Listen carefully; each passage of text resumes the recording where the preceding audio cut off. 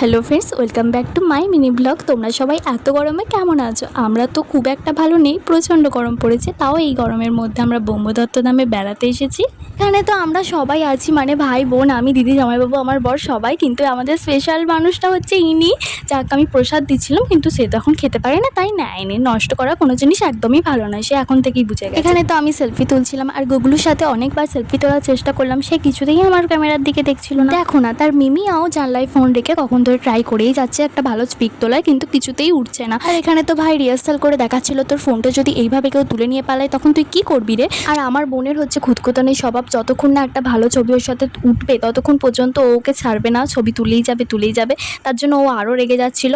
আর এই ছবি আর ভিডিওগুলোই আমার কাছে গুগলু আর আমার স্মৃতি হয়ে থাকবে, মানে ইনফ্যাক্ট সবাইকার কাছেই স্মৃতি হয়ে থাকবে যে 3 মাস বয়সে আমি সবার সাথে ঘুরতে গিয়েছিলাম, এই করেছিলাম। আর এই ভিডিওটা তো আমি সব সময় আমার কাছে রেখে দেবো, কিছুতেই এটা ডিলিট হতে দেবো না। এখনকার যুগে, মানে সোশ্যাল মিডিয়ার যুগে, আমি তো মনে করি এখন যে বাচ্চাগুলো জন্মগ্রহণ করছে তারা বড় হয়ে কেমন দেখতে ছিল, তার ছোটোবেলাটা কেমন কেটেছে, এই জিনিসগুলো তারা মিস করবে না। দিদি, জামাইবাবু, বোনপো এখানে সুন্দর সুন্দর কয়েকটা ছবি ভিডিও করে নিল। তারপরে আমরা এই মন্দিরের একটু বাইরেটা দালানের কাজটা এসেছিলাম, কারণ প্রচণ্ড গরম ছিল আর ওই জায়গাটা খুব হাওয়া দিচ্ছিল, তাই। তারপর আমরা আবার সেলফি তোলার জন্য জিজুর কাছে বোনপোকে দিয়ে আবার চলে এসেছিলাম সেলফি তোলার জন্য। আর এখানে আমার গুগলুকে শোনো, গুগলু কি উত্তর দেয়। কোথায় ঘুরতে এসেছো তুমি? হ্যাঁ, কোথায় ঘুরতে এসেছো? কিন্তু বাবা, কোথায় ঘুরতে এসেছো তুমি? কোথায় ঘুরতে এসেছো?